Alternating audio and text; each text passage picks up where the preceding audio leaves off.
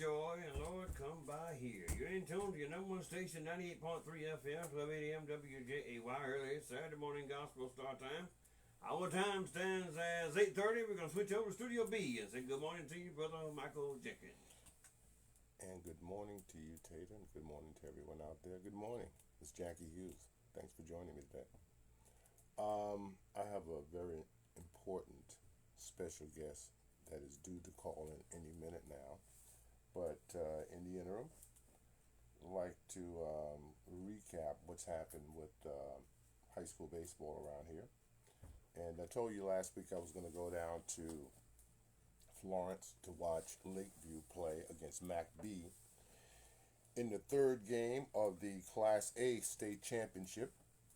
And I did go. It didn't turn out the way I expected, I'm sure, or as the Lakeview Wildgator fans expected, because in the end MacB was a little bit too much for them, and they were able to overcome and beat Lakeview pretty handily, actually. I looked at MacB's record, and these guys played almost 40 games last year. That's a lot of baseball to be played by a high school team, especially considering a single A team. You wonder who all these people are that they are able to go out there and play. But Lakeview was not quite up to snuff to beat these guys last week. But they had a great season. They got to the state championship. They beat their in-county rivals ladder to get there. It was a very successful season for the Lakeview Wildgators, I would have to say, without any equivocation whatsoever. Now, let's take a look at the rest of the state and the rest of the divisions and see who has done what in terms of winning. Well, in the Class 5A Division 1, that was won by Lexington High School. And they beat Blythewood to earn that distinction. So congratulations to Lexington High School. And they've always had great baseball up there. That's one of the baseball meccas in the state. So congratulations for the 5A state championship. Oh, and here's my phone call now. Okay, let's see. Good morning, Coach. How are you doing? Good morning, sir. This is Coach Willie Thomas, head basketball coach, White Knoll High School. You're still in White Knoll, right, Coach? Yes, sir. Yeah. Listen. Right now. Yeah, that's for. With all the recruiting going on, I don't know. I might just step out of the way because I can't recruit anybody from high school. Recruiting. How big is recruiting becoming, Coach? Oh, it's very big right now. When the league opening up to one-time transfer, that makes it difficult. I don't ever try and go after other people's players. That's one thing. When it gets to that point, then I need to give it up. So that's what's going on now, huh? That's what's going on. And how is this affecting your team and your program? Well, I lost my leading scorer. Go ahead. I'm not sure. I'm sure he was playing with the AAU with one of the guys that's connected. He played at Kenan, connected to Kenan. He decided, and him and his moms decided that he would go to Kenan. Get this, though. He called me yesterday for the first time. I've been trying to get this information from him for the past month and a half because I've been hearing it. I even spoke with his mom.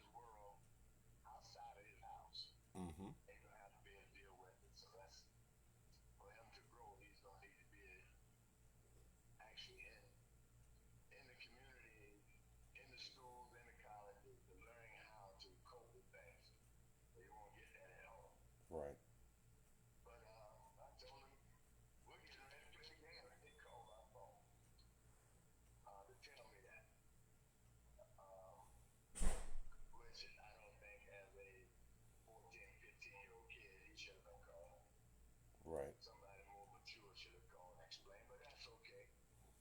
And I always give them my blessing when they're leaving and go somewhere else. Right. If you don't want to be where I am, then you need to be somewhere else. You know, not But I still love you. you know, not for nothing, Coach, but you know, I heard a lot of the moaning coming from certain people in Columbia, namely Zach Norris, about, you know, he was very upset when Great Collegiate was getting people and winning all the championships and everything. But Zach is no stranger to recruiting historically, right? That's what they all say. Matter of fact, I heard one on the staff said they had somebody every year. He do what? Every year. They've had a player from somewhere every year. That's pretty deep right there. But if that's what if you want to do that, that's fine. That's what you do.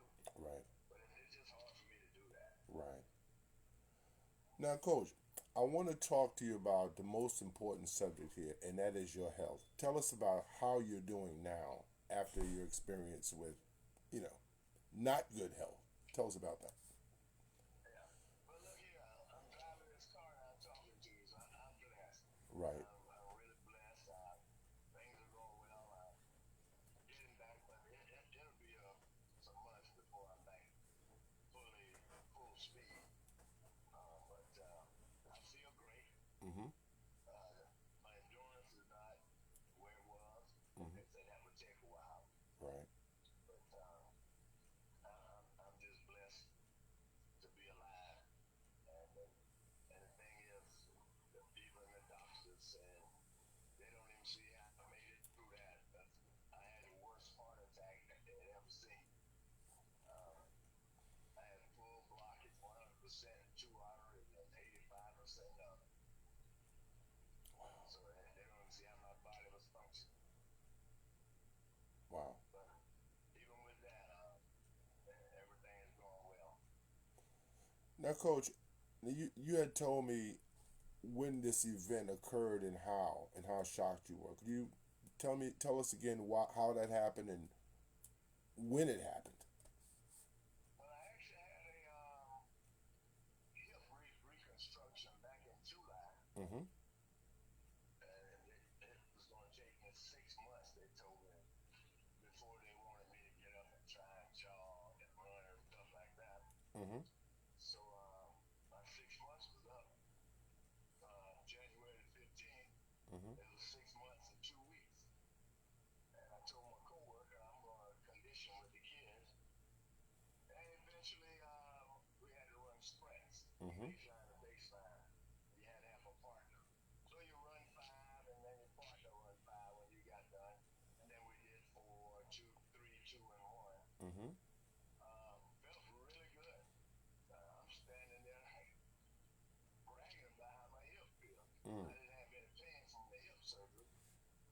And so I stood there after we got done for 7, 8 minutes, talking with the coach. Went to my office and sat down, and shoot, the room started spinning. Uh-oh. So, and I experienced that one time before back during the summer last year. But I was able to get through it then. But I had to stay in my office for 20 minutes. I was wondering why no one came to check on me because I told the coach, hey, I got to go back into the restroom, go ahead and in 5 minutes let the kids go. But nobody even thought about coming back to check on me. I'm still sitting there. Mm-hmm. But I was able to get up and I felt better. And had to throw up a little bit. But when I was done, I got up and went back out to the gym. And they were still there. The kids were still there. But I'm feeling better now, so I kind of ignored it. I'm thinking maybe the flu hit me or something. Right. So I started driving home and I had to stop again to actually again throw up. Wow. So by the time I got to the house, the wife, I told her what happened. I wasn't feeling my best. So I'm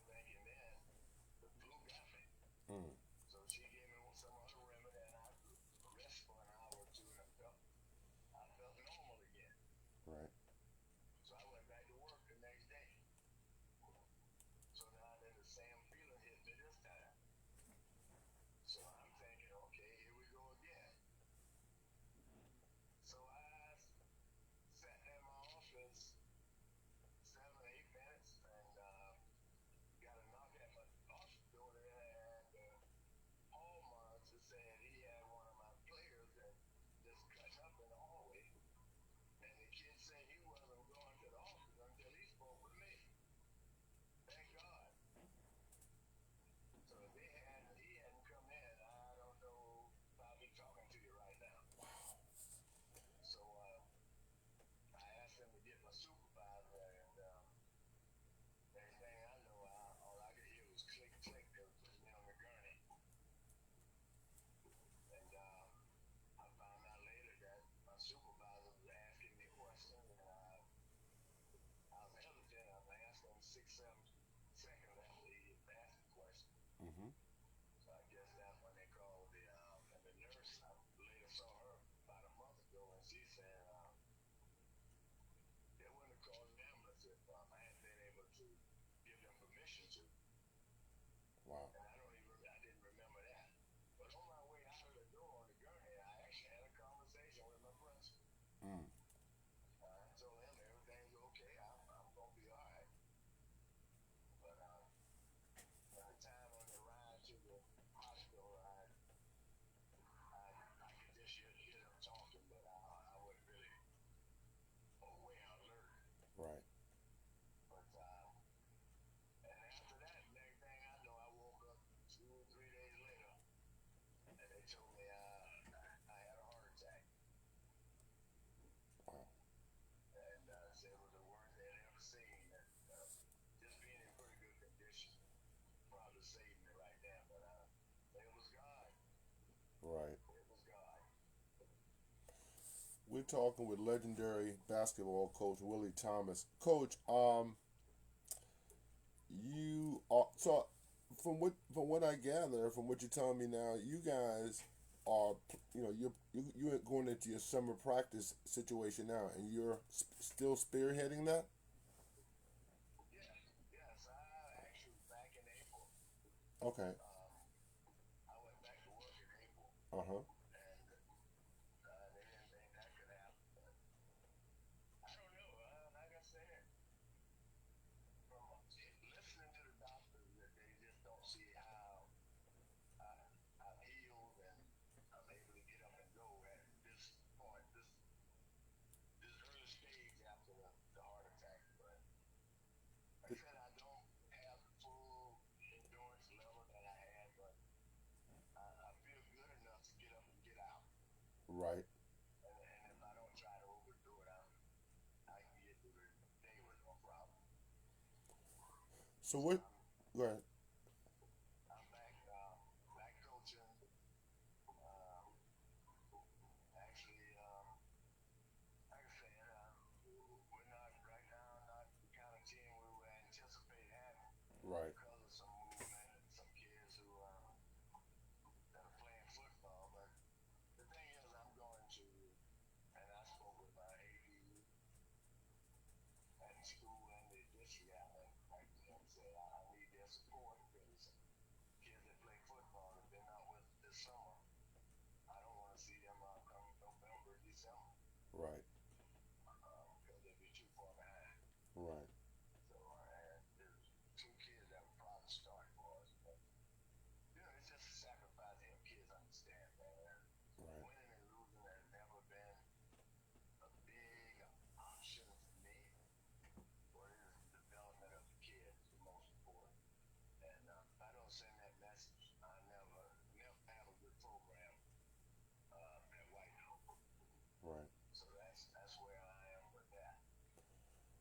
So going into this season, how many years? What season would this be for you in terms of coaching throughout your career? Number 42. Number 42 in middle school and high school. What did you start? What year? Yeah. 83. And you were was that at that was the middle school job, or that was Bowman? Was you at Bowman one time? That was middle school. I started in Bowman in 88. '88. And then you left there and went to Roberts. Swansea. Oh, Swansea. Okay, so you were at Swansea 2 times. Right. Okay. What was the Holly Hill experience about? Because that was the connection that got me and you connected. Because I'm from down that way, and when I saw you coach for the first time, I was very impressed, and I followed your career after that. 1995-96 was the year that I really got to know who you were, and so did everybody up here in the Mullins lower state game. What was it like for your team leading up to that matchup with you and Mullins? Well, I thought I had a really good team, not really good, great basketball players, Mm-hmm. but they were talented enough to do the things that I expected of them. So they were a really good group of guys. Mm-hmm. Pretty much, I put them in the kind of compared them to Indiana. Okay. Ooh. They never thought they could lose, and they kept their composure, and they played, and they really cared about one another. Right. That's what I see in that group of Indiana guys. And that's the kind of team I thought I had, and I knew it was going to be a special kind of group, and it turned out to be that. Now, you guys were the favorites going into that game, and that's why you had a home game there, right? That would have been a home game for you if you wanted it to. Back then, I'm not sure. I think Okay. we had to play at a neutral site, Oh, that was a neutral site game. Okay. the Little State Championship. Right. Right. Now. Back then, that was the only, I think, just Little State. Right. You had the first couple rounds if you were top seed at your place, but Little State had you play at a neutral site. Now, your people were fine with that move. You were fine with it being at South Carolina State University. Oh yeah. I mean, regardless of where we go to play that game, my kids, I felt like were gonna be who they were. Right. They were just composed group of young fellows, and I tell you this, 'cause right now, I actually about 2 weeks ago went down to watch the guy who was the point guard on that team. He told me he wanted to be an undertaker back there, Right. and he's an undertaker and he's a preacher. So I actually went down and listened to him preach a couple weeks ago. Really. Yeah, it was amazing. What was his name again? Marion, Middleton, Okay. Yeah, I remember him. yeah, he was just a hard-nosed kid. Now, the kid who made the shot to win the game for you guys, who was that? That was Ricardo Williams. Right. He was actually my wife's nephew. Uh-huh. And this is the thing I was talking about earlier. He was in Blackville up until his junior year. But his mother, we actually took custody of him. His mother wanted us, asked if we could take custody of him. Mm-hmm. He was playing there, but his coach was the principal. Mm. And I said, now how does a kid who's playing basketball for his principal miss 30 days in a row of school and is getting school late to 30 consecutive days without the coach knowing that? Mm. If you really care about the kid, Right. or you just really concerned with him playing basketball. So that was the reason she asked if we would take him there. And once we got custody of him, he was getting to school at 7 o'clock from that point on. Right. So and he was a confident kid. Mm-hmm. Matter of fact, he actually took the ball from Middleton. We had a play drawn up. Middleton, I think he froze that moment. I think it was probably 15 seconds left or something. Right. And we were down, Yep. and he went over and took the ball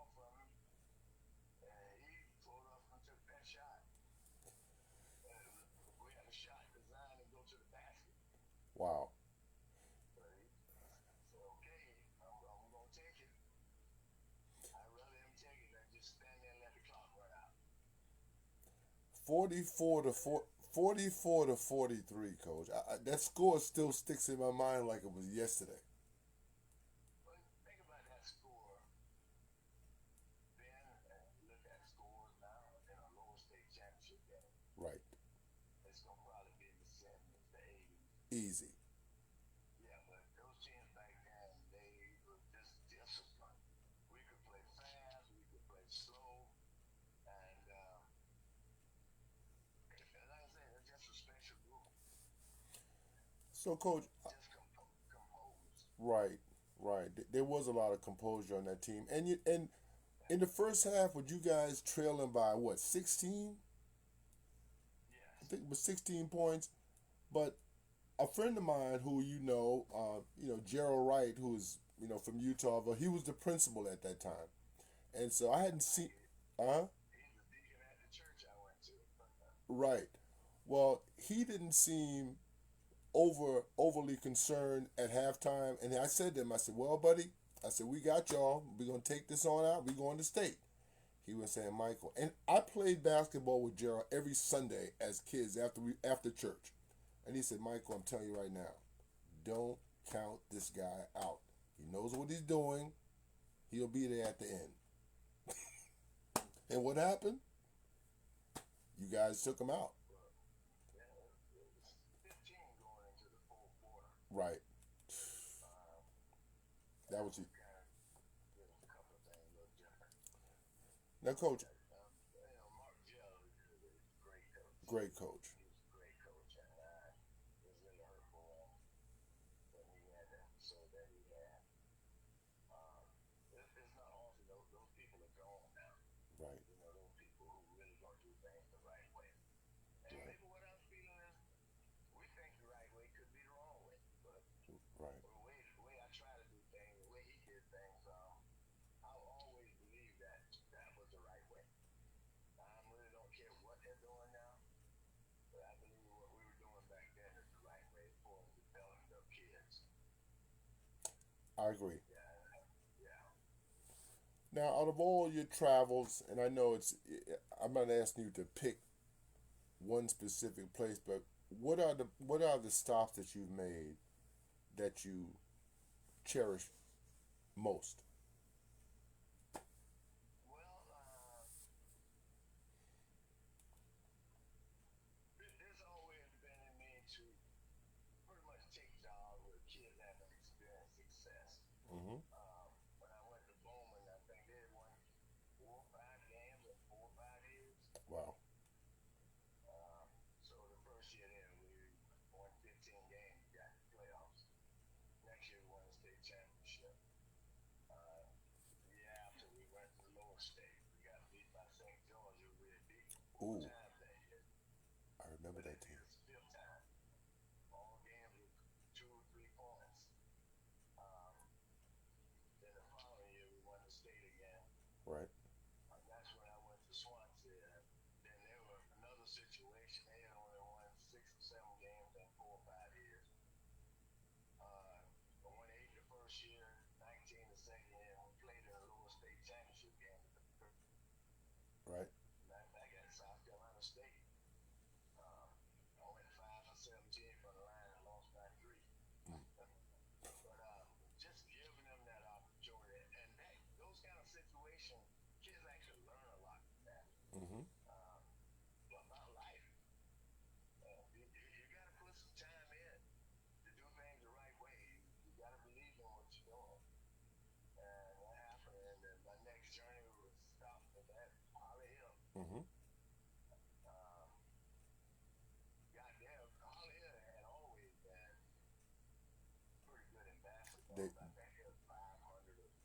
They always danced around that 500 mark. Right. I think the year before, because even when I was at Bowman, we used to play them.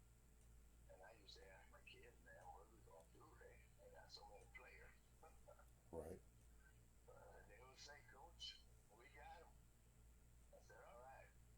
And sometimes you got to put it on the kids. Right. And you find out how much they really believe in what you're doing. And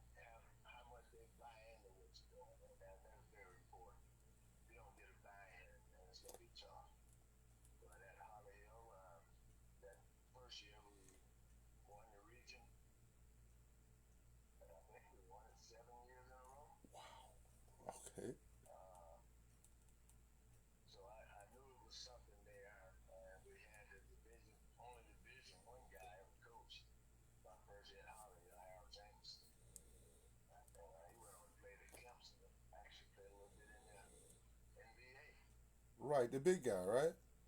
Right, right. So we got beat in the third round that year because they got what they used to call it when they used to foul Shaq, you put him on the line, Hack or somebody. hack a Shaq. And so they started doing that with him, and he either missed the front end or if he made one out of two, and eventually we lost that game by 3.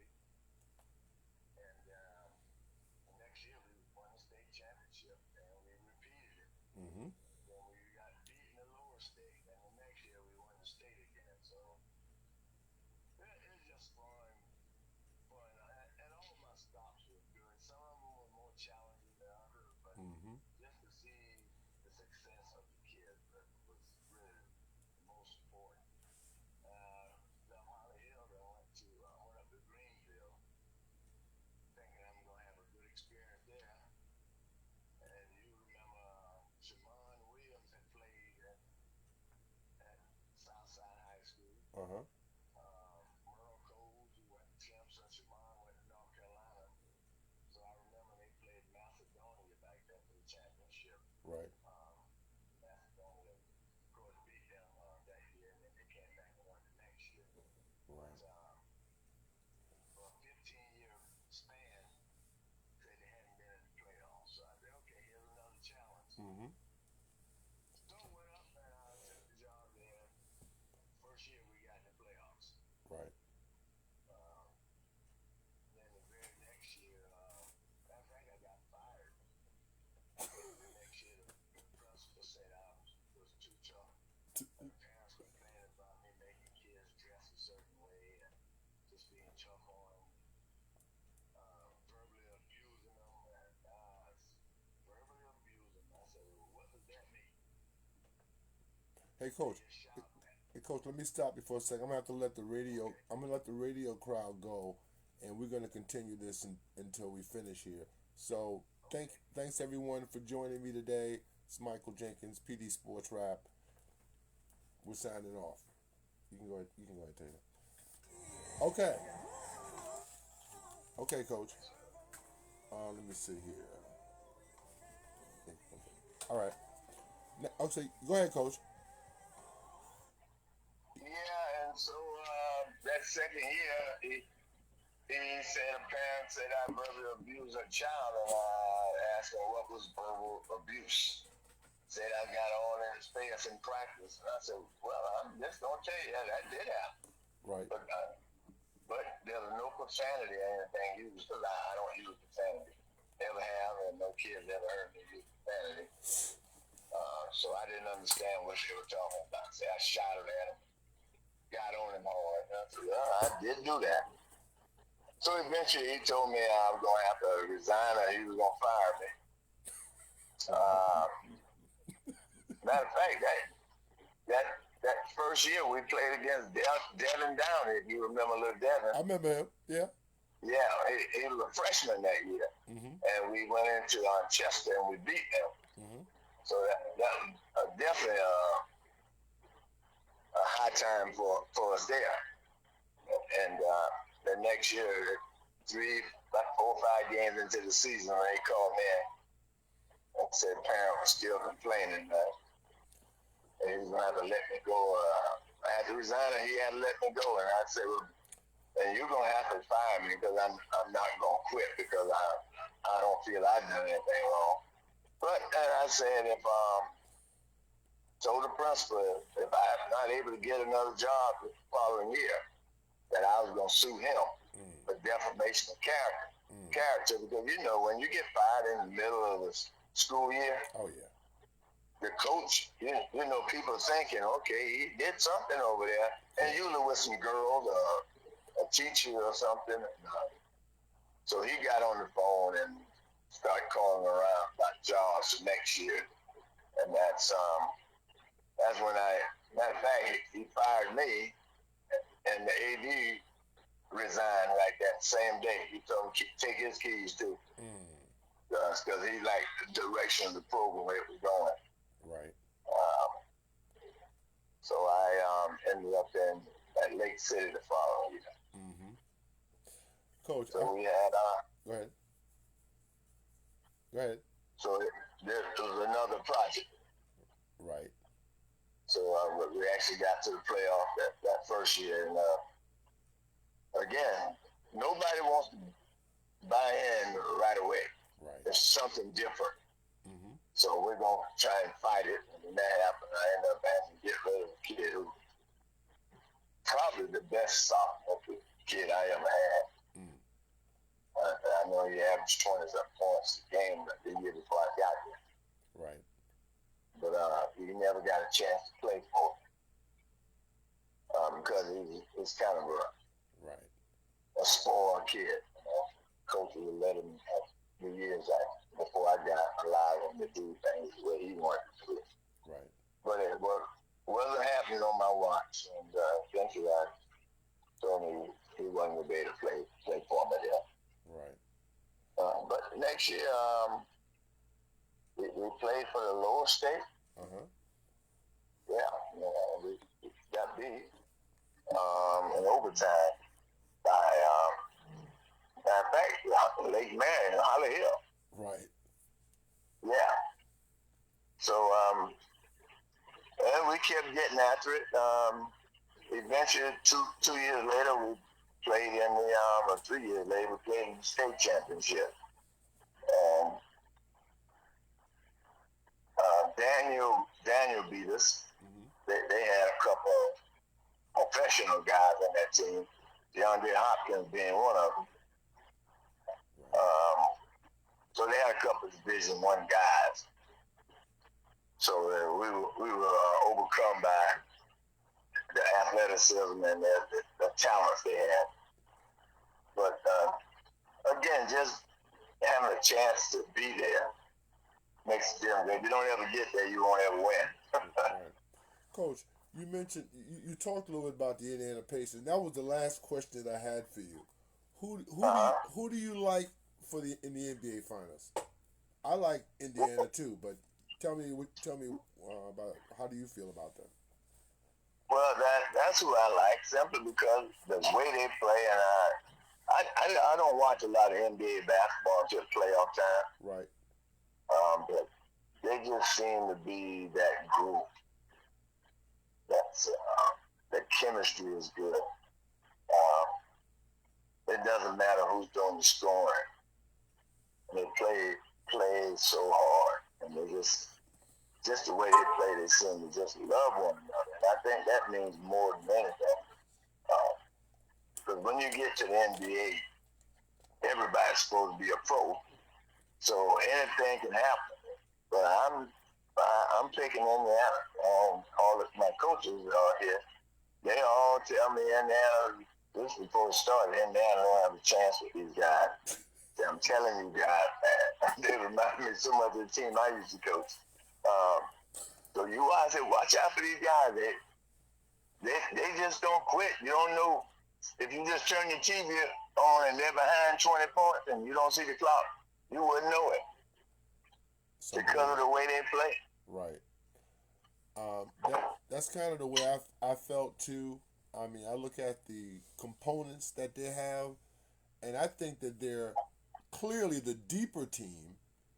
And these kids seem to be unfazed by pressure or deficits or anything. You know? They are. And I've been impressed. Yeah, me too. Me too. Coach, so what does the rest of your summer schedule look like? Well, right now we're in camp at Carolina U. Okay. USC. Okay. And I'm just trying to find out who can do what. Right. I think the kids at this time, they worry about winning and losing, not knowing. Right. There's some other reasons are there, not just win and lose games. Right. I had a team, the Lake City team. We went to camp and we won one game at USC. Right. And the guy said, you guys, coach, you guys not going to be very good this year. I said, hey, keep an eye on us. We're going to be all right. Keep an eye on it. And we ended up playing in the lower state championship game. Right. But you know what pieces you have, and you can work with them enough to help them to get on board, do the right thing, and you get them to again play together Right. and to trust the system, and it works. Okay. Coach, I want to thank you very much for your time this morning. I'm gonna have to get out of here. I appreciate you coming on such short notice. I appreciate you, man. I Always. want you to understand, for you, I'm gonna do whatever I can, man. You've just been great from the time I met you. Yeah. I appreciate that, and Yeah. I knew that I had found a new friend when we finally talked, and we've been talking ever since. So Oh yeah. appreciate you, Coach. Yes, sir. All right. Have a good one. Do the same thing. Later. Okay. Okay. All right. Smart guy, man. Folks, that's Willie Thomas, one of the greatest coaches in the history of the state, and I appreciate him calling in today to talk to us. I'm out. Later.